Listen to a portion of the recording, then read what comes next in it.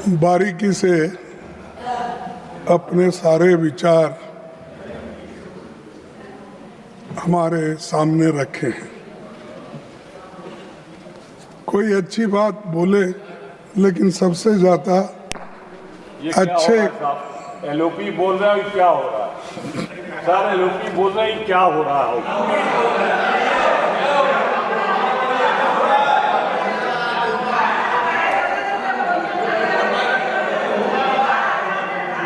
Sir,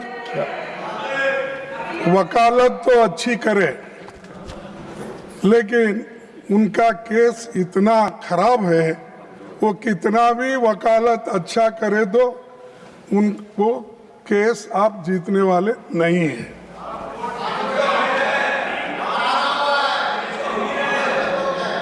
क्योंकि देश की हालत आपने इतना खराब कर दिए है, इसको कोई दुरुस्त करता नहीं है। अब हम देखेंगे आगे आने वाले दिनों में क्या होगा। सर, सभापति जी, आपका आभार। 6062 शब्दों का विस्तृत भाषण इस सरकार ने तैयार करवाया है, पर कई अहम सवालों पर अभिभाषण मौन है। मैं सदन में सिर्फ 5 जरूरी मुद्दे आपके सामने रखना चाहूंगा। मैं सामाजिक न्याय, सामाजिक सद्भाव, संसदीय लोकतंत्र पर हमला, अर्थव्यवस्था और किसानों मजदूरों की दिक्कतें और विदेश नीति की खामियां पर अपनी बात रखना चाहता हूं और आपके सामने ये दिखाना चाहता हूं कि कितना समय इन्होंने देश के जनता के भलाई के लिए दिया और कितना समय देश के बाहर इन्होंने बिताए, ये आप सभी को मालूम है। ये सोशल जस्टिस, सबसे पहले मैं सामाजिक न्याय पर बात रखूंगा। पिछले 11 सालों में मोदी सरकार ने सामाजिक न्याय के ताने बाने को कमजोर किया है। किया या नहीं किया है, तो उनके संवैधानिक हक हकूक पर चोट पहुंचाई है। राष्ट्रपति के अभिभाषण में महिला सशक्तिकरण पर बहुत बातें हुई, पर सच ये है महिलाएं बीजेपी के लिए केवल वोट बैंक बन के रही है। अगर मोदी जी वाकया महिलाओं का नेतृत्व को आगे लाना चाहते हैं, तो वे सबसे पहले महिला आरक्षण एसीटी तुरंत लागू करके इस पर कंडीशन नहीं लगाते। अगर आपको उनके बारे में उनको शक्ति देना है, एम्पावरमेंट करना है, तो आप ये बिल पास कर सके, उसको लागू कर सकते हैं। अरे आप कहते हो एक, करते हो एक, तो इसीलिए ये कंडीशन लागू नहीं करते। इससे जनगणना के नाम पर आपने किया, इसको आगे ढकला। आज से 100 साल पहले जब महिलाओं को वोट का अधिकार भी नहीं था और हमारे देश में भी 78 साल तक वोटिंग का अधिकार महिलाओं को नहीं था, तब कांग्रेस ने अपने पार्टी के नेता सरोजिनी नायडू को कांग्रेस अध्यक्ष चुना गया है। आपके पास कोई एग्जाम्पल आज भी नहीं है।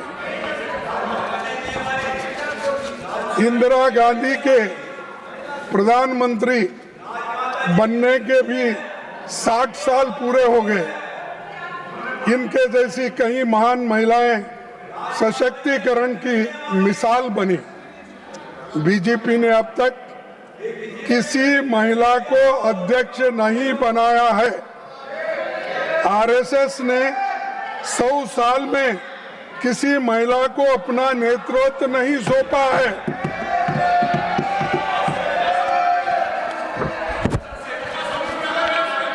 जातिगत जनगणना को मोदी जी और संघ परिवार ने पहले लगातार खारिज किया। सुप्रीम कोर्ट में हल्फनामे में असहमति जताई। जब विपक्ष ने लंबा आंदोलन किया तो मजबूरी में सरकार को मानना पड़ा और घुटने टेकने पड़े, तब ये आगे शुरू हुआ। सर, लेकिन ये काम कैसे पूरा होगा, इसका अब तक कोई रोड मैप नहीं है। न विपक्षी दलों से सलाह ली, न विशेषज्ञों से बात हुई और न ही राज्य सरकारों से कोई परामर्श किया गया। सभापति जी, देश में कमजोर तबकों का, खास तौर पर दलित, आदिवासी, अल्पसंख्यकों को, महिलाओं पर लगातार अत्याचार बढ़ रहे हैं। सभापति जी, कांग्रेस की सरकारों में एससी एसटी समुदाय के आर्थिक विकास के लिए कई कदम उठे। एससी एसटी सब प्लान बना, एससी एसटी का सब प्लान बना था, लेकिन मोदी सरकार ने कई योजनाओं को कमजोर करके वो खत्म कर दिया। अब केंद्र सरकार की योजनाओं में जो धन आवंटित होता है वो कम होता है और उसे भी सरकार खर्च नहीं कर पाती है, और मैं उसके 2-3 उदाहरण आपके सामने देता हूँ। प्रधानमंत्री अनुसूचित जाति अभ्युदय योजना, नाम अच्छे रखते हैं कि लोगों को नाम अच्छा लगे, वो भी खास करके हिंदी में वो नाम रखने से नड्डा साहब भी खुश होते हैं, क्योंकि उनके पास तो वो हिंदी अच्छी बोली जाती है और वो भी शायद नाम अच्छा काम खराब, ये चलो। तो प्रधानमंत्री अनुसूचित जाति अभ्युदय योजना, इसमें 41.59 का अंडर यूटिलाइजेशन है। ये मेरे नहीं, उनके इकोनॉमिक्स में, और इतना पैसा आपने अंडर यूटिलाइज किए, क्या भलाई आप करने वाले हैं? खूब बोलते हो खूब, लेकिन काम नहीं करते। Sir, prime minister young achievers scholarship में क्या हुआ? 31.51% का अंडर यूटिलाइजेशन हुआ। पोस्ट मैट्रिक स्कॉलरशिप में 5.660, यानी कम से कम 6,360 करोड़ में आपने कम से कम 40-50 करोड़ रुपए की कमी की और अंडर यूटिलाइजेशन हुआ उसका। इसका जिम्मेदार कौन है? बातें बहुत बोलते हैं, ये आंकड़े बताते हैं, ये मेरे आंकड़े नहीं, आप जो देते हैं उन्हीं आंकड़ों को लेकर मैं बात यहाँ पर आपके सामने पेश कर रहा हूँ। सभापति, अनुसूचित जातियों, जनजातियों और महिलाओं के खिलाफ अपराध लगातार बढ़ रहे हैं। आंकड़े आप लोग छिपाते रहते हो। अगर आपके आंकड़े आप देखेंगे सोशल जस्टिस के डिपार्टमेंट से हो या क्राइम रिकॉर्ड ब्यूरो से हो, अगर आप मंगाएंगे आपको मालूम होता आंकड़े बढ़ रहे हैं या घट रहे हैं। सबको पता है कि हर अपराध दर्ज नहीं होता। डर, दबाव और व्यवस्था की नाकामी के कारण असंख्य मामले कभी सामने नहीं आ पाते हैं, क्योंकि गांव में डरते हैं लोग, जो ये केस अगर रजिस्टर हुआ हमको गांव में रहने देते या नहीं। ये मुश्किल से अत्याचार भी अगर होता है, अपने मर्यादा को डर के महिलाएं और एससी एसटी उनको सपोर्ट नहीं रहने की वजह से वो डर के वो भी लोग पुलिस तक नहीं। हर घटना रिपोर्ट नहीं होती, इस कारण जातिगत हिंसा करने वालों की बढ़ावा उन करने वालों का और उनको प्रोत्साहन मिल रहा है। सर, आज़ादी के बाद हमारे सामने दो सबसे बड़े लक्ष्य थे। समान न्याय पर आधारित सामाजिक व्यवस्था खड़ी करना और देश को एक संसदीय लोकतंत्र बनाना। आपने 11 सालों में दोनों पर बुलडोजर लगाए और आपकी सोच में संविधान नीचे और मनुस्मृति ऊपर। पिछले सालों में सरकार संविधान के 4 स्तंभों को जस्टिस, लिबर्टी, इक्वालिटी और फ्रेटर्निटी पर चोट आपने लगा दी और ये आप कर रहे हैं और संविधान को ख़त्म करने की आपकी योजना है। ये इस दिन में आपको मैं सामने रख रहा हूँ। MNREGA, national food security act, forest rights act, right to education, right to information और लैंड एक्विजिशन एक्ट जैसे कानूनों को भारतीय संविधान में निहित directive principles of state policy article 36 से लेकर आर्टिकल 51 तक ध्यान में रखते हुए बनाया गया। ये राइट बेस्ड थे सब, चाहे मनरेगा हो, फूड सिक्योरिटी हो, एजुकेशन हो, हेल्थ हो, ये सब हमने बनाया। और आपने क्या बनाया? एक मुद्दा लेते वही बार बार बोलने का। अरे ये तो राइट बेस्ड है, कभी हमारे लीडर्स बोले नहीं। श्रीमती सोनिया गांधी जी, मनमोहन सिंह जी, इसको सबको डायरेक्टिव प्रिंसिपल्स को हक के रूप में लाके जनता की भलाई के लिए उन्होंने किया। आपने क्या किया? इसको उखाड़ फेंक दिया। और आप हमेशा यही बात करते हैं, आपने क्या किया, आपने क्या किया। तुमने क्या किया? यही किया। जो हमने बनाया उसको बिगाड़ना। हमने रेल ट्रैक डाला, तुमने भगाया एक रेल। बोलने लगे तो ये वंदे मातरम, वंदे भारत, वो स्पेशल ट्रेन, स्पीड ट्रेन। आपका बुलेट ट्रेन किधर गया मालूम नहीं है। तो बुलेट ट्रेन शायद शिमला में भाग रही होगी, शिमला से अहमदाबाद भाग रही होगी। सर, इकोनॉमिक सर्वे तो आरटीआई के डाइल्यूशन की बात करता है, यही आपकी सोच है। मैं आपको ये दिखाना चाहता हूँ कि आरटीआई जो हमारे ये है उसमें ये लिखा गया है, unless carefully planned RTI risks becoming an end in itself with disclosure celebrated regardless its contribution to better governance. ये सीएजी की रिपोर्ट है, मेरी नहीं।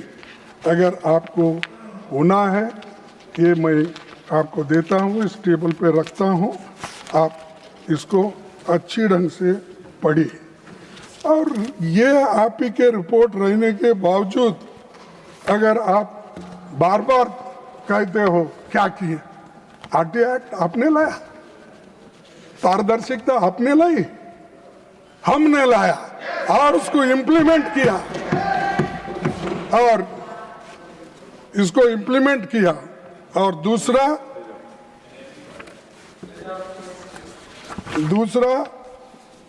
इकोनॉमिक सर्वे में जो कुछ अपनी बातें उन्होंने रखी, नड्डा साहब ने, वो सिर्फ उनके लिए जो सूट होता है वो रखे, ये क्यों नहीं बोले? तीसरी मणिपुर जला, सरकार मौन रही, नेतृत्व की असफलता इसमें है। सामाजिक सद्भावना की बात मणिपुर के बिना अधूरी है। वहां दो समुदाय के बीच हिंसा, कम से कम 200 से अधिक लोगों की मौत, 70,000 से ज्यादा डिस्प्लेस्ड हुए। आपने मणिपुर को मिलिटराइजेशन झून बना दिया, ये मिलिट्री एरिया बना दिया आपने। और इतिहास गवाह है। मैं एक अपने ही उदाहरण आपको देता हूं कि जैसा आपके नेता जिसकी बहुत तारीफ करते हैं आप, साहब उतनी भी तारीफ मत गिरो, एक इंसान ऊपर जाके नीचे गिरे तो उसकी हड्डी फसली भी नहीं मिलेगी।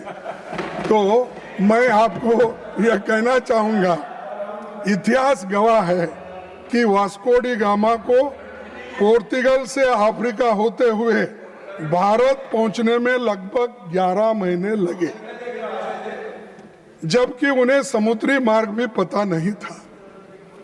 क्रिस्टोफर कोलंबस को स्पेन से नॉर्थ अमेरिका पहुंचने में करीब 2 महीने लगे। और लेकिन इतनी बड़ी मानवीय त्रासदी और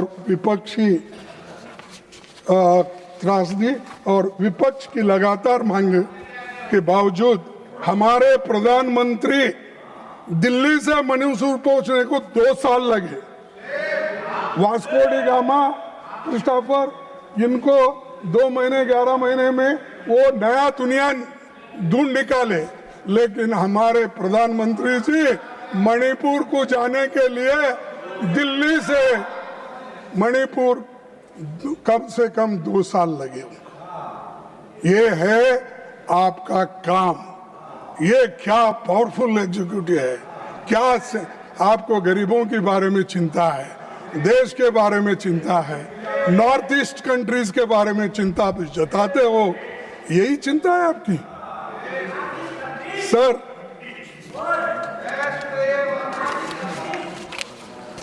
और मैं और भी बताना चाहता हूं सर, कम्युनल जहर और भारत की आत्मा पर हमला, सर सामाजिक सद्भाव के लिहाज से देश बेहद खतरनाक दौर से गुजर रहा है। भारत की पहचान सदियों से diversity of thought and practice रही है। ये कई धर्मों और संस्कृतियों की जन्मभूमि रहा है, जहां वे आपसी सद्भाव के साथ फले फूले। हाल में उत्तराखंड में, आप नजदीक है, तो बीजेपी सरकार ने एक दीपक, जिन्हें अपना नाम मोहम्मद दीपक रख लिया था, एक मुकदमा दर्ज करा दिया, जो सद्भावना की रक्षा के लिए खड़ा हुआ था। जब रक्षक की भक्षक बन जाएगा, रक्षक की भक्षक बने, तो आम आदमी रक्षा कहा, आम आदमी को रक्षा कहाँ है?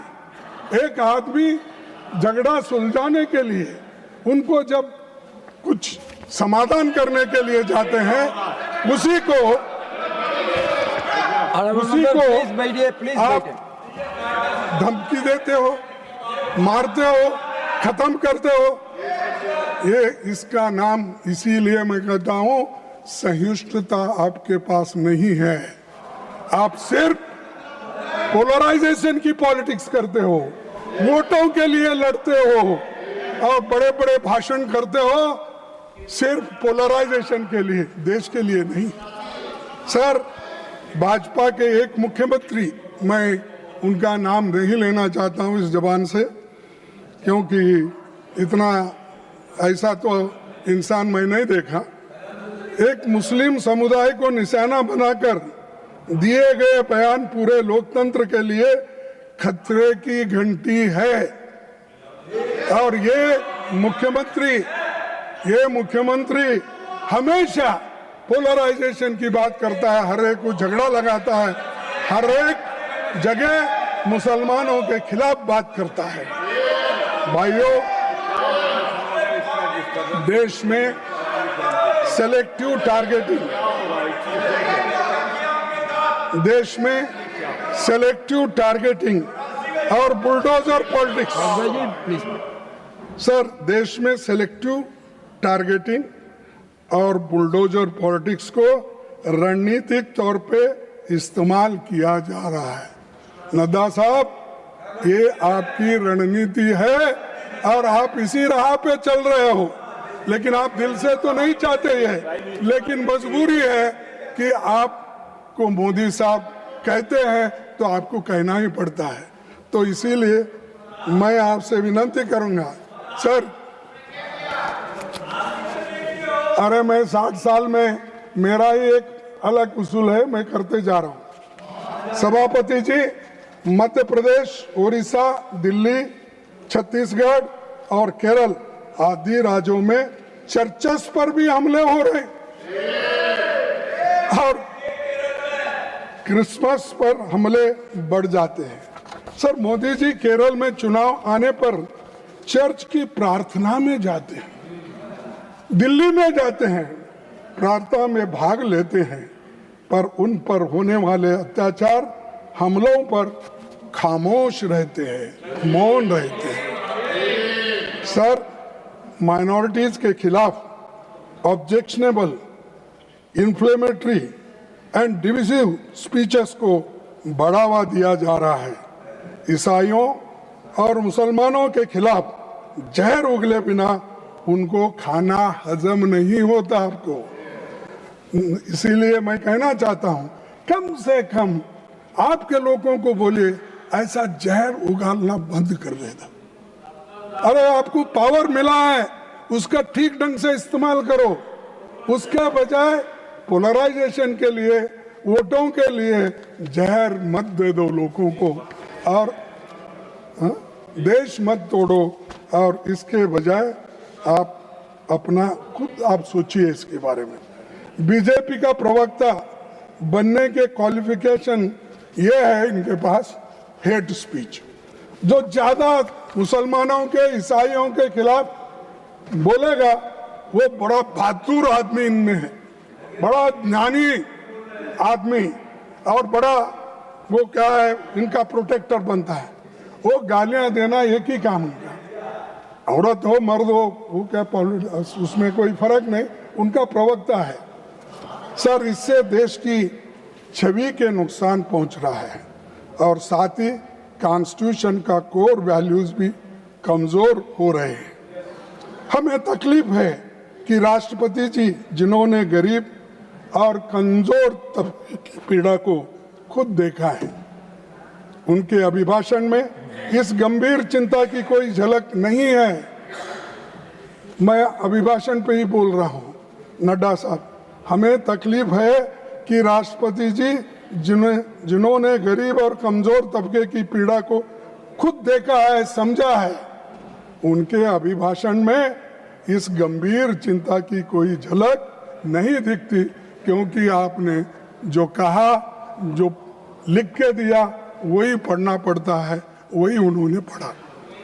क्या आप विकसित भारत नफरत और विभाजन की बुनियाद पर खड़ा करना चाहते हैं?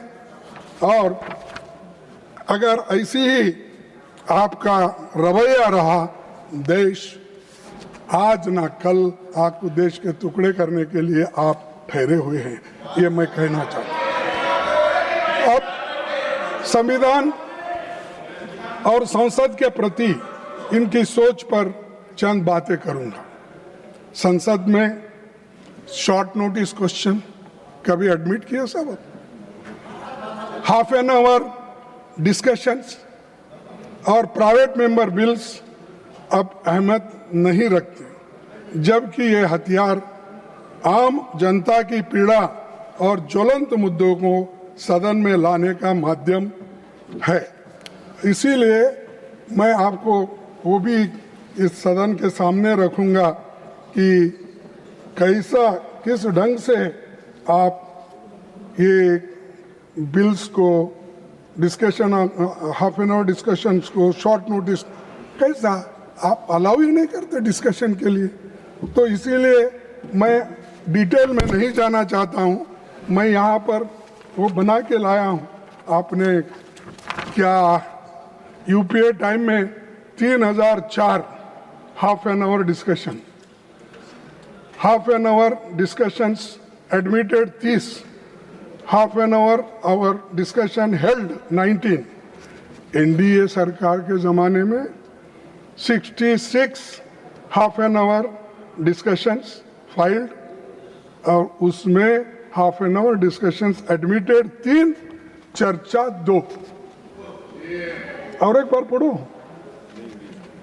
तो ये आपका काम है, ये भी मैं सदन के सामने रखना चाहता हूं। और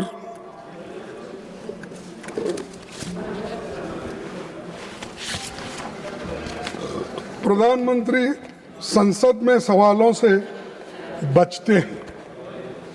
16वीं और 17वीं की लोकसभा में 8,123 सवाल पूछे गए। यादव साहब, इधर भी थोड़ा ध्यान दीजिए। नहीं, मेरी बात नहीं कर रहे आप, और दूसरी बात कर रहे थे, मेरे को मालूम है। 16वीं और 17वीं, 16वीं और 17, नहीं बैठिए, 16वीं और 17वीं लोकसभा में 8,123 सवाल पूछे गए। कितने? 8,123 सवाल पूछे गए, लेकिन केवल 13 स्वीकार हुए और 1,015 सवाल खारिज हो गए। क्या डेमोक्रेसी है, क्या चर्चा है? आप लोग चर्चा नहीं करते, यहां पर गड़बड़ करते हो। यह है आपका उत्तर, ये है चीजें। ये डेमोक्रेसी के खत्म करने के लिए आपने कर रहे हो, क्या डेमोक्रेसी को प्रोटेक्ट करने के लिए और प्रमोट करने के लिए कर रहे हो? मुझे बताइए सर। उसके अलावा जितने सवालों का जवाब दिया गया, उससे 78 गुना ज्यादा सवाल खारिज हो गए। 78% खारिज हो गए। तो जब प्रधानमंत्री जवाब नहीं देते तो मंत्री भी सवालों के जवाब देने के बजाय प्रधानमंत्री का गुणगान करते हुए उनकी भजन मंडली बन जाते हैं और खुद मेरे कई महत्वपूर्ण राष्ट्रीय मुद्दों के क्वेश्चंस को डिसअलाउ कर दिया। उदाहरण के तौर पर वो मैं यहाँ पर आपको बताऊंगा, लेकिन वक्त की कमी होने की वजह से मैं आपको इतने सब जो है, आपने किस ढंग से इन क्वेश्चंस को बोलिए, हमारे प्रश्न को बोलिए, यहाँ से उन्होंने खत्म कर दिया। और एक statehood for Jammu and Kashmir या 6th शेड्यूल फॉर लद्दाख जैसे मुद्दों पर सवालों को हाइपोथेटिकल बोलकर खारिज कर दिया गया। अरे जम्मू कश्मीर को स्टेटहुड दो, या हाइपोथेटिकल है? और लद्दाख को स्टेटहुड देकर उसको 6th शेड्यूल में डालने के लिए हम रिक्वेस्ट किए, वो हाइपोथेटिकल है और आपका वायदा है। अरे कम से कम वायदे तो मत भूलिए। नहीं, आपको भूलने की आदत है, वो बात और है, लेकिन ये चीजें आपने ही कहा, हम नहीं, आपके चुनाव में कहा, इसका खूब प्रचार कर लिए, लेकिन अब वो भी सुस्त है, आप भी सुस्त हो गए। मुझे समझ में नहीं आ रहा। नहीं, नड्डा साहब जो प्रेसिडेंट थे, शायद ये क्रेडिट नड्डा साहब को जाएगा समझ के उन्होंने नहीं किया होगा, मुझे मालूम नहीं, क्योंकि स्टेटहुड अगर आपके ज़माने में होता, 6th शेड्यूल में अगर लद्दाख आता तो क्रेडिट नड्डा को जाएगा। इसीलिए उन्होंने बोला कि छोड़ दो इसको, जब जमाना ठीक कर लेगा। सर, अग्निवीर स्कीम जो सीधे युवा और रोजगार नीति से जुड़ी है, उसे सीक्रेट नेचर का बताकर खारिज कर दिया। ये मेरे प्रश्न के उत्तर आपके। सर, जब मैंने मणिपुर में डिस्प्लेस्ड लोगों के पुनरावासन पर संसद में प्रश्न पूछा तो उससे मैटर बिफोर कोर्ट बताकर उसको खारिज कर दिया। संसदीय जवाबदेही से बचना संसदीय विशेषाधिकार का उल्लंघन ही नहीं, लोकतंत्र को खत्म करने का एक नया तरीका आपने ढूंढ लिया है। तो मैं आपसे चाहूंगा कि आप सही माने में इस देश में डेमोक्रेसी को टिकाना चाहते हैं और सबको मदद करना चाहते हैं, ये पहले प्रश्न के उत्तर आप देने का सीखिए। दूसरी, ये सरकार मन माने तरीके से देश पर नए कानून थोपना चाहती है, इसीलिए तमाम विधेयक जबरदस्ती पारित किए जाते हैं और यहाँ तक कि विपक्ष की मांग के बावजूद उन पर न तो चर्चा होती और छानबीन के लिए उसको कमिटियों में भेजते हैं, चाहे स्टैंडिंग कमेटी हो, जॉइंट कमेटी हो, सेलेक्ट कमेटी हो, कहीं नहीं भेजते, सब रिजेक्ट करते हैं। अरे आपको मेजॉरिटी का इतना अहम है, गर्व है, तो ये गरीबों के ऊपर मत चलाइए, डेमोक्रेसी को खत्म करने के लिए उपयोग मत करो। आपको मैदान खुला है, आप भाग रहे भागो, कहाँ तक भागेंगे हम देखेंगे। यूपीए सरकार के कार्यकाल 14 और 15 लोकसभा में 455 में से 315 विधेयक संसदीय समिति को भेजे गए। और एक बार पढ़ो, 455 में से 315 विधेयक संसदीय समिति को भेजे गए। और आपके सरकार में, वर्तमान सरकार में 421 में से केवल 77 विधेयक ही संसदीय समिति को भेजे गए। 77, इवन 19%। ये है आपकी डेमोक्रेसी, ये है आपकी नीति और ये है आपको बढ़ावा देने का तरीका। और राष्ट्रपति ने सबका साथ, सबका विकास, सबका विश्वास, सबका प्रयास, क्या अच्छा कोटेशन है ये, हाँ क्या बात है। लेकिन संसद में न तो सबका विश्वास बना लिए और न सरकार ने प्रयास किया एक करने के लिए,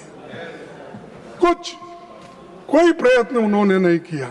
लेकिन बोलते तो ये है कि सबका साथ, सबका विश्वास, सबका प्रयास, ये बातें रखते हैं, काम तो करते हैं।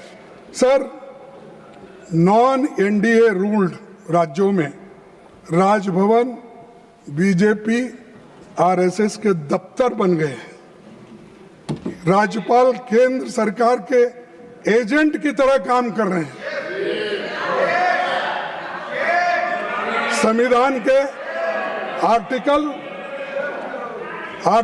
154 के अनुसार राज्यपाल राज्य का कार्यकारी प्रमुख होता है और उनसे अपेक्षा की जाती है कि वो सभी मामलों में मंत्रिपरिषद की सलाह पर ही कार्य करे। जब संविधान सभा में गवर्नर के अपॉइंटमेंट के बारे में चर्चा हो रही थी, तब बाबा साहब अंबेडकर ने कहा था कि गवर्नर हैज नो पावर, क्योंकि उस वक्त ये चर्चा हो रही थी कि हम या नॉमिनेटेड गवर्नर करना चाहिए या इलेक्टेड। तब सभी ने फिर बाद में माना कि नॉमिनेटेड होना, इलेक्टेड न हो। तब उस वक्त की बात है, उन्होंने कहा कि सम्मति से जो कुछ भी वहाँ पर निर्णय हुआ तो मैं उसका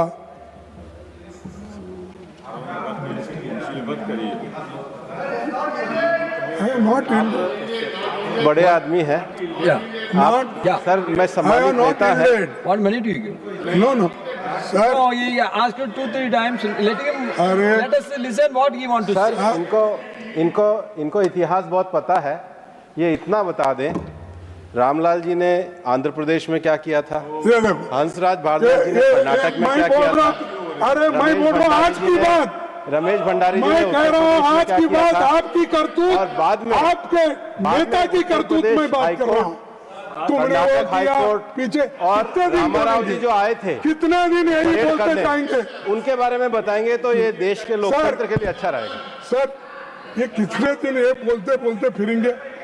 और governor has no power to interfere with the internal administration of a provincial ministry state में। सर, कर्नाटक, तमिलनाडु, और केरल, हर जगह राज्यपालों ने कैबिनेट से पारित भाषणों से इनकार किया है। क्या साहब आप क्या आपने कभी ऐसा इनकार करते हैं? गवर्नमेंट का कोई स्टेटमेंट है, उन्होंने पढ़ने दी है हमने। अभिभाषण भी जो होता है प्रेसिडेंट का, वो पढ़ते हैं, हमको मालूम है उसके पीछे किसका हाथ है, कौन किसने बोला, क्या क्या आपने कहा, वही लिखते हैं। सर, मैं जिक्र करना चाहता हूं कि कर्नाटक विधानसभा से पारित हेट स्पीच बिल, जो सद्भाव की दिशा में एक बड़ा अहम बिल था, उसे रोक दिया गया। और भारतीय संविधान ने लोगों को अवसर की समानता से लेकर जीविका अधिकार दिया। आरएसएस बीजेपी के मन में बराबरी की बात कभी नहीं है। उनकी सोच अमीरों और अमीर बनाना और गरीब को और गरीब बनाना। वर्ल्ड इनइक्वालिटी रिपोर्ट 2026 के अनुसार भारत में टॉप 1% के पास देश की लगभग 40% संपत्ति है। टोटल वेल्थ सिमट चुकी। और टॉप 10% 2/3 यानी 65% है हाउस होल्ड असेट्स के मालिक। और मैं कहूँगा इनकम के स्तर पर भी टॉप 10% के अकेले 58% नेशनल इनकम ले जा रहा है, जबकि बॉटम 50% सिर्फ 15% पे छोड़ दिया गया। 50% लोग, सिर्फ 15% असेट उनके पास है। क्या इस इनइक्वालिटी को आप दूर करने में लगे हैं? हमारे को बोले गरीबी हटाओ, आपने क्या किया, आवास क्या किया। मेरे को बताइए, ये तो मेरा रिपोर्ट नहीं है, ये तो आप अभी रिपोर्ट करते ना, मोदी जी का वर्ल्ड इकोनॉमिक रिपोर्ट, वो रिपोर्ट पढ़े आप। मैं पढ़ रहा हूँ वर्ल्ड इनइक्वालिटी रिपोर्ट। हाँ पढ़। तो आपकी ग्रोथ की सोच पसंदीदा चुनिंदा पूंजियों के लिए मेहनतकश लोगों की दिक्कतों से आपका कोई मतलब नहीं। यही आपका विकसित भारत है और यही आपकी सोच है। सभापति जी, जब मोदी जी गुजरात के मुख्यमंत्री थे, उस दौरान रुपए की गिरावट की तुलना तत्कालीन प्रधानमंत्री डॉक्टर मनमोहन सिंह जी की उम्र से किया तो आपकी उनकी उम्र कितनी है उतना मनी वैल्यू है। ऐसा विडंबना करके आपने उनको इंसल्ट करके बात करते थे जब आप चीफ मिनिस्टर ऑफ गुजरात थे। आज मैं पूछना चाहता हूं कि ये है मोदी जी की उम्र को बहुत पहले पार कर, आज की जो 92 रुपीज है, ये तो मोदी जी के उम्र को पार करके चले गई। नहीं साहब, ये तो पार करके चले गई। और उस वक्त तो आप मनमोहन सिंह की बात करते थे और इसीलिए और उस वक्त ये भी आप कहते थे कि इतिहास के पहली बार $1 92 रुपए का हो गया है, पर मोदी जी को देश की इज्जत की कोई चिंता नहीं है। उस वक्त चिंता थी क्योंकि वो अपोजिशन में थे, उस वक्त चीफ मिनिस्टर थे, तो देश की इज्जत के बारे में बात करते। भाई कहाँ गए आप भी? तो ये मैं आपसे बताना चाहता हूं कि एक तरफ सभापति जी नौजवानों की पीड़ा से इस सरकार को कोई मतलब नहीं। उनकी पीड़ा कम करने का सबसे आसान रास्ता ये था कि सरकारी वैकेंसी तो कम से कम भरे, लेकिन आज केंद्र सरकार में 9.7 लाख से अधिक पद खाली है। ये उन्हीं का प्रश्न का उत्तर है। और पब्लिक सेक्टर्स, पुलिस आदि मिलाकर करीब 50 लाख से भी ज़्यादा हर स्टेट में मिलाकर इतने वैकेंसीज है। एम्स मेडिकल संस्थानों में ये सभी आंगनबाड़ी से लेकर सभी योजनाओं में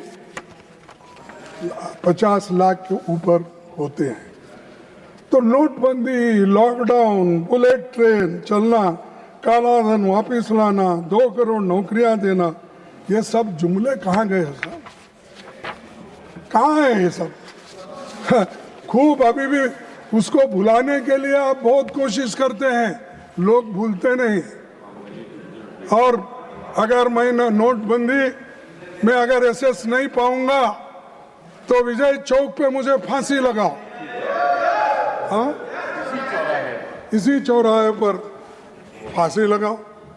जब नोटबंदी हो गई उस वक्त भी यही बोले, काला धन का यही बोले, 2 करोड़ नौकरी का भी यही बोले। कितने झूठ बोलते हो, कितने असत्य बातें करते हो। कोई हमको तो शर्म आता है, अब आपको आता नहीं, मैं कैसा? हाँ सर, दूसरी चीज, नारकोटिक्स कंट्रोल ब्यूरो ने एक ही वर्ष में 1.3 लाख किलोग्राम ड्रग्स जब्त किए। पिछले 5 वर्षों में हाई वैल्यू ड्रग सीजर्स का 65% केवल गुजरात के बंदरगाहों से ही हुआ। कहाँ से हुआ? गुजरात के बंदरगाह। वहाँ कौन रहते हैं? कौन रहते हैं? मोदी साहब, उनका एरिया है। और वो कौन, होम मिनिस्टर कौन है? शाह साहब है। अरे ये गांधी जी का प्लेस है, गांधी जी की जगह है, उस जगह और आप बड़े अपने आप को पावरफुल समझते हो। कहाँ गई आपकी मर्दानगी? कहाँ गई? आप रोक नहीं सकते नारकोटिक का, आप रोक नहीं सकते निशाबंदी को। आप शाकाहारी की बात करते हैं, लोगों को निशा का इधर ढोस देते हो। सर, प्रधानमंत्री जी और गृह मंत्री जी के गृह राज्य में इतनी बड़ी मात्रा में नशीले पदार्थ पहुंच रहे हैं, ये किसके पोर्ट से? ये किसके पोर्ट से? अरे ये अदानी के पोर्ट से आते हैं, और ये लोग अदानी के पोर्ट से आते हैं। आपको कंट्रोल नहीं कर सकते उसको, तो रोज आपके पास फ्री रहता है आजू बाजू में। तो ये आपका चाल और चलन है, आपकी नीति है। तो मैं आपसे यही करूंगा सर, अब युवाओं का बेहतर भविष्य के लिए जोखिम भरे रास्ते से अमेरिका, कनाडा और यूरोप तक जाते हैं, वो मारे मारे फिरते हैं। आप लोग हजारों नौजवानों को इजराइल जैसे एक्टिव वार जोन में फिलिस्तीन मजदूरों की जगह काम करने के लिए भेजते हो। सर, आज मैं प्रधानमंत्री से पूछना चाहता हूं, थ्रो नड्डा साहब क्योंकि वो यहाँ नहीं है, तो एक्टिव वार जोन में मजदूरी के लिए अपने नौजवानों को भेजना, क्या आप भारत का सम्मान बढ़ा रहे हो? इससे सम्मान बढ़ता है आपका। विश्व गुरु, अरे गुरु, कम से कम तेरे लोगों को नौकरी तो दो, एक दिन का खाना तो दो, सर पे छत तो दो, कुछ तो करो। लेकिन आप सबको टीका करने में लगे हो और दुनिया में फिरते रहते हो। आज यूपीए सरकार ने मनरेगा को अधिकार आधारित बनाया था, तो जिसमें मांग पर करोड़ों मजदूरों को कानूनी गारंटी मिली थी। इसका सबसे बड़ा फायदा महिलाओं को हुआ, और डॉक्टर मनमोहन सिंह और सोनिया गांधी जी ने गरीब श्रमिकों को गरिमा और आजीविका सुरक्षा देने वाला सेफ्टी नेट तैयार किया। ग्राम सभाओं के क्रियान्वयन में शामिल किया गया फंड एलोकेशन जनता की जरूरत के हिसाब से सुनिश्चित किया जा रहा है, लेकिन आज एनडीए सरकार डिमांड बेस्ड से एलोकेशन ड्राइवन बना रही है और फंडिंग पैटर्न में बदलाव हुआ। 10% राज्य का, 90% केंद्र सरकार का था, लेकिन आज 60% केंद्र का, 40% के स्टेट का। मैं आपसे निवेदन करना चाहता हूं, क्या स्टेट के लिए ये ठीक है? क्या स्टेट इसको करेगा? तो ये है इनका कि स्टेट वाले के पास उतनी शक्ति नहीं है, तो खास करके हिमाचल में तो कुछ भी शक्ति नहीं है, क्योंकि वहाँ पर रेवेन्यू नहीं मिलता। उत्तराखंड जैसे और गरीब, जितने भी गरीब स्टेट्स है वहाँ पर मिलना मुश्किल है, लेकिन इन्होंने ठोक दिए 40% आप दो, क्योंकि वो 40% देंगे नहीं, 60% छोड़ेंगे नहीं यहाँ से। तो इसीलिए मैं आपको ये निवेदन करना चाहता हूँ, जो मनरेगा का एक्ट है उसी को रहने दो। अगर आप नया एक्ट लगाएंगे तो मैं समझता हूँ ये मजदूरों के खिलाफ है, गरीबों के खिलाफ है, किसान मजदूर के खिलाफ है, महिलाओं के खिलाफ है। ये मेरा कहना है और ये राइट टू वर्क छीन ले रहे हैं आप। इसीलिए मैं आपसे ये आपके सामने ये बातें रख रहा हूँ। और मनरेगा का मूल स्वरूप भी आपने बदल डाला। हमारी मांग है कि गांधी जी के नाम पर तो कम से कम राइट टू वर्क फिर से बहाल होने दो। बहुत टोका टोकी हो रही है। ये फिर प्राइम मिनिस्टर हाल के महीनों में सरकार ने लेबर कोड को जोर शोर से प्रचार किया। आप लेबर मिनिस्टर भी थे। ये सच है जो आपने लाया लेबर कोड? मानते हैं? दिल से बोलिए। तो नहीं बोलेंगे, क्या बोलेंगे? वही है कि मजदूरों के खिलाफ बोलेंगे? सर, सच्चाई ये है, आज़ादी से पहले और आज़ादी के बाद बने वे सभी श्रम कानून जो मजदूरों के भविष्य की गारंटी थे, आपने अपने चंद कॉरपोरेट मित्रों को लाभ पहुंचाने के लिए उस कानून को, लेबर कानून को खत्म कर रहे हैं। और छठवीं सीमा 100 से बढ़ाकर 300 कर्मचारियों कर देने से भारत की 80% से अधिक फैक्ट्रियां अब बिना सरकारी अनुमति कर्मचारियों को निकाल सकती है। और पहले ज़्यादा लेबर इंटेंसिव काम था, लेकिन हमारे पास मशीनें ज़्यादा आ गई है। जब मशीनें ज़्यादा आने से लेबर और भी घटता है, लेकिन आपके दिमाग में नहीं आ रहा कि हम 300 से घटाकर 100 करना ये कितना उचित है। और आप ये हैंडलूम्स का तो आपको मालूम है, अब वो इलेक्ट्रिसिटी आने से, मशीनरी आने से, वहाँ जितने लोग पहले हैंडलूम में काम करते थे या खादी भंडार में काम करते, वो सब घट के जाए। तो ये जो लेबर कोड है, इस लेबर कोड ये मजदूरों के खिलाफ है, आम जनता के खिलाफ है। इसीलिए इसको पहले 8 घंटे काम करना, ये जो था उसी को वैसा ही रखना चाहिए। और सर, और एक मैं कहूँगा कि ये दूसरा चीज़ है कि यूनियन को दबाना। और आपका यूनियन, बीजेपी का यूनियन यही चाहता है, वो आपके खिलाफ स्टेटमेंट तो देता है लेकिन बाहर नहीं आता, क्योंकि उसको कोई तो लड़ने दो, मेरे को फायदा जो होता वो ठीक है। सर, डॉक्टर बाबा साहब अम्बेडकर ने, जब वो वाइसराय एग्जीक्यूटिव काउंसिल में लेबर मेंबर थे, उन्होंने भारत में पहली बार 8 घंटे काम का नियम बनवाया था, जो तब 14 घंटे था। तब ब्रिटिश गवर्नमेंट में वहाँ के लोगों को 8 घंटे का था, लेकिन यहाँ के लोगों को 14 घंटे का था। तब उन्होंने लेबर मेंबर के नाते, उन्होंने उस वाइसराय काउंसिल के मेंबर के नाते उन्होंने कहा कि आपको 8 घंटे और हमको 14 घंटे, ये हम मानते नहीं। उन्होंने 8 घंटे ही रखवाया और मिनिमम वेजेस एक्ट उसी वक्त शुरू हो गया। उसके बाद डॉक्टर अंबेडकर द्वारा रखी गई नींव को खत्म कौन कर रहे हैं? बार बार उनका भी नाम इलेक्शन में लेते हो, आप ही खत्म कर रहे हो।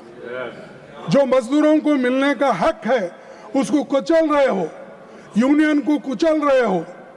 अरे एक तरफ गरीबों की बात करते हो और दूसरे तरफ आप उनको खत्म करने की बात करते हो। सर, मैं 11 साल पहले अच्छा दिन का वादा आपने किया था, लेकिन आज प्रदूषण की धूम में अच्छे दिन दिखाई नहीं दे रहे। प्रदूषण इतना है कि वो आपके अच्छे दिन कहाँ हैं वो दिख रहा ही नहीं। आपको दिख रहा है? सर, 11 साल की नाकाम नीतियों का नतीजा यह है कि लोग अब जीने के लिए हवा खरीदने को मजबूर हो गए हैं। 90,000 करोड़ का एंटी पॉल्यूशन डिवाइसेस का बाजार खड़ा हो गया है। ईज ऑफ बिजनेस की बात करने वाले ईज ऑफ ब्रीदिंग नहीं दे पा रहे। तो इसलिए मैं आपसे यही कहूँगा कि आपके गलतियों को छुपाने के लिए आप इधर उधर की बात मत करो, सीधा आओ। भाई गलती है, इसको सुधार लेंगे कहो, लेकिन उधर आप देखना नहीं चाहते। सभापति जी, संसद सत्र चल रहा है। इस बीच भारत अमेरिका ट्रेड डील हुई, लेकिन उसके बारे में सांसदों को सरकार से नहीं बल्कि राष्ट्रपति ट्रंप से पता चला। सरकार से नहीं, राष्ट्रपति ट्रंप से चला। हमारा संसद चल रहा है। नड्डा साहब को मालूम नहीं, यादव साहब को मालूम नहीं। ट्रंप बोल रहा है इस देश को क्या करना, कैसे ढंग से चलाना, वहां से वहीं वो काम कर रहे हैं। सर, इस डील से भारत का किसान तबाह होगा। अमेरिकी एग्रीकल्चर सेक्रेटरी ब्रूक रोलिंस ने कहा, new US India deal will export more American farm products to India's massive market, lifting prices and pumping cash into rural America। यानी अमेरिका के रूरल लोगों को, एग्रीकल्चरिस्ट को फायदा इससे मिलता। ये एग्रीकल्चर मिनिस्टर वहां कहते हैं, अरे तुम हमारे एग्रीकल्चरिस्ट को, हमारे फार्मर्स को यहां से कुचल दे रहे हैं, उनको खत्म करना चाहते हैं आप। हाँ, और जीरो क्या है टैरिफ, जो इंपोर्ट होता है उसको जीरो टैरिफ। और हम जो कुछ बेचते 18 तो किए हैं, अभी आया नहीं, 25 से 18। लोग कुछ भी रहने दो, तुम किसानों के हित में काम कर रहे हो या किसानों के खिलाफ काम कर रहे हैं? एक बार हमको बोलते, उन्होंने तो कहा कि उनको भी थोड़ा बिजनेस से इंटरेस्ट है।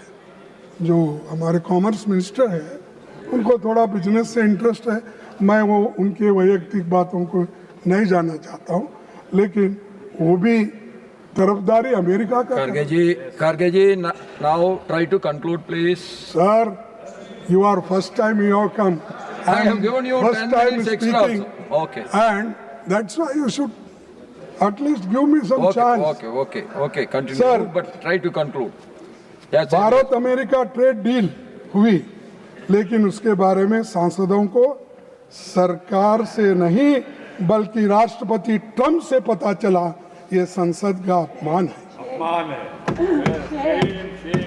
इस डील से भारत का किसान तबाह हो गया। अमेरिकी एग्रीकल्चर सेक्रेटरी क्या कहा फिर मैं वो पढ़ना नहीं चाहता। आप भारत के किसानों की आय 2 गुना करने वाले थे।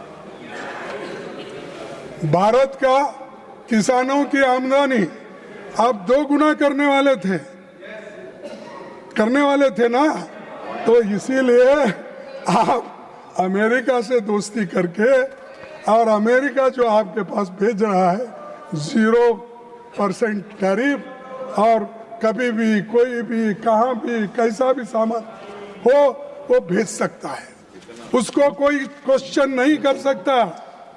इतना अरे बेचने वाले के पास तो कंपटीशन होता है, जहाँ अच्छी है, क्वालिटी है, ठीक ढंग से क्वांटिटी मिलती देखते, लेकिन यहाँ तो सीधा उनको इतना कंसेशन दिया गया कि किसानों को तुम जितना हो सके, भारतीय किसानों को जितना हो सके उतना मारो, कुचलो, ताकि वो ऊपर उठ नहीं सके, और हमारा माल हर जगह कन्याकुमारी से कश्मीर तक चले और वेस्ट बंगाल से राजस्थान तक चले।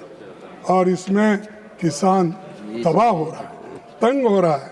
कम से कम 2 गुना करने वाले सरकार को मैं पूछूंगा, अगर जिंदा तो रहने दो उनको, जिंदा रहने के लिए क्या कर सकते वो तो करो। आपके हाथ से 2 गुना करने का नहीं होता, लेकिन जहाँ है वहीं तो उनको रोको। मामूली आमदनी वाले भारतीय किसान हेवीली सब्सिडाइज्ड अमेरिकी कृषि उत्पादनों का कैसा मुकाबला करेंगे? आपने 11 साल में हमारे किसानों को कमजोर ही किया है। सभापति जी, भारत के एक कृषि प्रधान देश है, सबसे बड़ी आबादी खेती पर निर्भर है। आपको हमारे कृषि उत्पादनों पर सोचना था, पर आप किसी और तरह आप राह पे चल रहे हैं। यदि कृषि आयात बढ़े तो भारत की एमएसपी प्रणाली पर दबाव पड़ेगा। आपने इस बजट में भी किसानों के हक में कुछ नहीं किया। आपने बिना तैयारी के करोड़ों भारतीय किसानों को बेहद संपन्न अमेरिकी किसानों का मुकाबला के लिए आप खड़ा कर रहे हैं। इस बात को समझने के बिना भारत का बाजार खोलना हमारे किसानों को बर्बादी की ओर ढकेलना ये है। सर, प्रधानमंत्री जी को मैं याद दिलाना चाहूँगा कि किसानों के 1 साल चले विराट आंदोलन के बाद आपको संसद से 3 काले कृषि कानून को बुलडोज करना पड़ा, तो वो आपने बाद में आंदोलन के बाद आपको वापस लेना पड़ा। और ये काले कानून वापस लेने के बाद भी आप फिर ये गलती कर रहे हो, अमेरिका के गले जाके कर रहे। ये मेरा फ्रेंड है, मैं सुबह उठते ही चाय पे गपछुप करते हैं, वो करते हैं, क्या क्या की बातें बोले। हाँ, और मेरा दोस्त है और उसे चुनाव में गए, हारे। हाँ, तो ये सब होने के बावजूद भी एक बार फिर से किसान आंदोलन उठेगा, और वो लोग जब रास्ते पे उतरेंगे तो आप कहीं के नहीं रहेंगे। आपको जैसा वो वापस लिए, ये सब चीजें आपको वापस लेना पड़ेगी। सर, आखिरी चीज मैं आपके सामने बताना चाहता हूँ सभापति, ये किसान विरोधी ट्रेड डील है। बहुत सी डील विफल विदेश का नीति का नतीजा है। प्रधानमंत्री जी, जबरन गले मिलने, विनयन होता शादी सम्मेलन में शामिल होने और दूसरे देशों के चुनाव में प्रचार करने से देश को आखिरी क्या मिलेगा? विश्व मंच पर अमेरिका बार बार भारत का अपमान करता है। राष्ट्रपति ट्रंप दावा करते हैं कि उन्होंने भारत पाक युद्ध को ट्रेड की धमकी से रोका, और मोदी जी ने उन्हें खुश करने के लिए रूसी तेल आयात घटाया, बंद कर दिया। अब ट्रंप घोषणा कर देते हैं कि भारत वेनेजुला से तेल खरीदेंगे, वेनेजुला से तेल अरे आप जहां बोल रहे हैं वहां ही खरीदना, आप किसके दुकान पे जाओ थे उसी पे जाना। ये मोदी जी की जो झुके हैं, टिकने घोटे हैं और नाक रगड़ रहे हैं, ये गलत है। अब मैं ये सवाल उठता है कि हमारी सॉवरेंटी पे जब हमला हो रहा है, जब ट्रंप के कंट्रोल में जब हम गए हैं, तो आप ही सोचिए हमारी हालत विश्व में क्या है। सर, हमारा सबसे करीबी पड़ोसी नेपाल, चीन, ये सब लोग आज मिल रहे हैं और भारत के काला पानी, लिपू लेक और लिम्पियाधुर जैसे क्षेत्रों पर नेपाल अपना दावा कर रहा है। 71 के बाद पहली बार बांग्लादेश, चीन और पाकिस्तान के साथ नजदीक आ चुके हैं और बांग्लादेश में हिंदू अल्पसंख्यकों पर हमले हो रहे हैं, फिर भी हमारी सरकार चुप है। और मोदी जी हमेशा बात करते हैं सबका संरक्षण करूंगा, मेरा 36 इंच छाती है, 56 सॉरी मैं माफी मांगता हूं आपसे, वो 56 इंच छाती मैं कम कर दिया, इसीलिए नड्डा साहब प्लीज मैं माफी कंक्लूड। चाहता हूं। खड़गे जी प्लीज कंक्लूड। मेरे no personal No, okay. Please, I leave it, sir. Leave it. No, that will not go on record. You please conclude. नहीं, मैं जो बोला वो नहीं जाएगा, लेकिन मोदी साहब बोले हैं वो तो जाएगा ना, मैं बोलूंगा नहीं जाएगा। मोदी साहब जो बोले इस सदन में, उन्हीं की बात। Even sir, don't make any personal things. You please go on. Modi ji खुद बोलते हैं तो वही तो दोहरा रहे हैं। और हिंदू अल्पसंख्यकों पर जो वहां पर अन्याय हो रहा है, अत्याचार हो रहे हैं, इसको रोको और कहो कि भाई ऐसी चीजें हम बर्दाश्त नहीं करेंगे। अगर ये आप बोलेंगे नहीं तो कल के दिन हमारा बहुत बड़ा नुकसान हो जाएगा। भारत का चीन के साथ trade deficit record 116 lakh crore dollar और 116 लाख करोड़ तक पहुंच गया है। और जो लोग कभी चीन को लाल आंख दिखाने की बातें करते थे, आज वही चीन के लिए ट्रेड का रेड कारपेट बिछा रहे हैं। जबकि चीन गलवान के बाद लद्दाख और अरुणाचल प्रदेश पर दावा ठोकता जा रहा है, भारत के साथ आर्थिक रिश्ते अपनी शर्तों पर तय कर रहा है, ये देश के लिए नुकसान है। ये मजबूती नहीं, ये स्ट्रैटेजिक सरेंडर है और देश इसकी कीमत चुका रहा है। ये ट्रेड तब बढ़ रहा है जब सरकार कहती है कि पहलगाम हमले के बाद चीन पाकिस्तान को खुफिया मदद दे रहा था, फिर भी उसका स्वागत किया जा रहा है।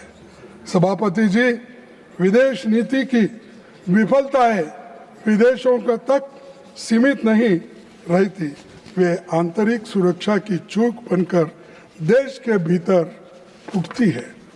2014 के बाद से इस सरकार के कार्यकाल में 2300 से अधिक आतंकी हमले, जिनमें करीब 1000 भारतीयों ने अपनी शहादत दी।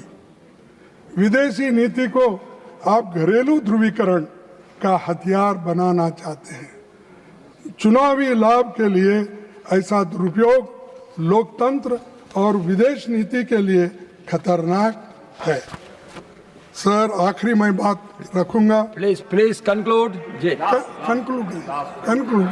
इसके बाद आप बोले तो नहीं बोलूंगा। Please conclude. सर, सभापति जी, मैं अंत में इस सरकार से जानना चाहता हूं कि वे किस प्रकार का भारत बनाना चाहते हैं।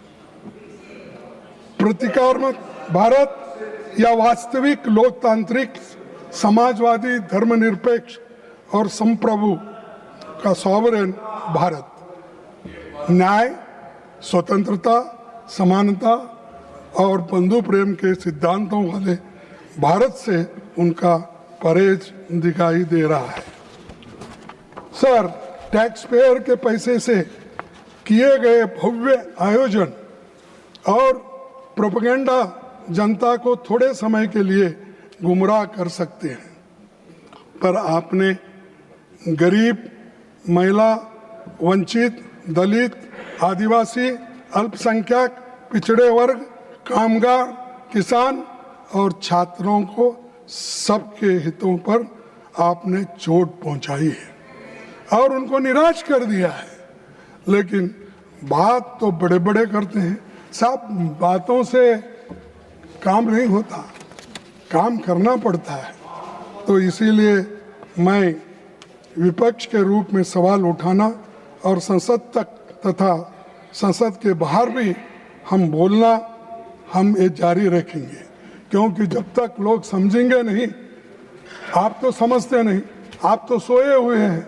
जो सोया हुआ आदमी को कोई जगा नहीं सकता जल्दी, और लेकिन जो नहीं उठना, ऐसा जो सोता है उसको उठाना बड़ा मुश्किल है।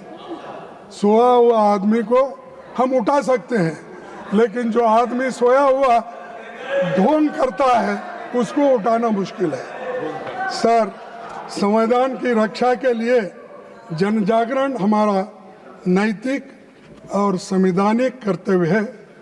मैं आखिरी में एक बात बोल के अपने बात को समाप्त करता हूँ, कम से कम इसको दे।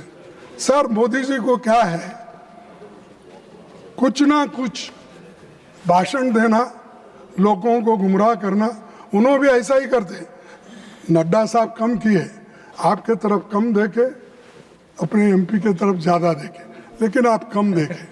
लेकिन Please conclude. Please conclude. लेकिन मोदी साहब हमेशा ऑडियंस को कैसा बोलते हैं, अपने एमपी को बोलते। तो वैसा ही आपकी नफरतें बताती है, आपकी नफरतें बताती है कि आपको प्यार की जरूरत है।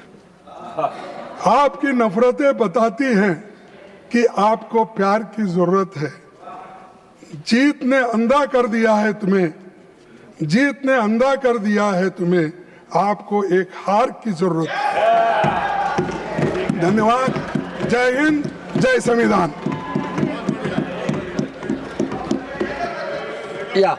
Now, leader of the house. Sir, only one thing, because I think Congress party believes in the Goebbels theory of propaganda, of speaking a lie not once, many